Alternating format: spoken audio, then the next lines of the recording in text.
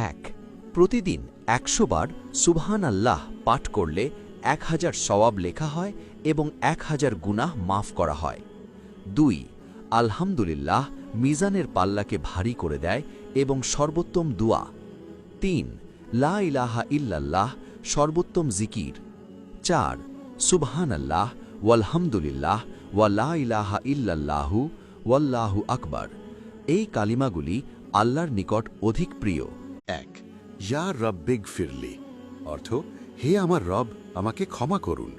ফজিলত, যারা আল্লাহর কাছে ক্ষমা চায় তারা কখনো হতাশ হয় না।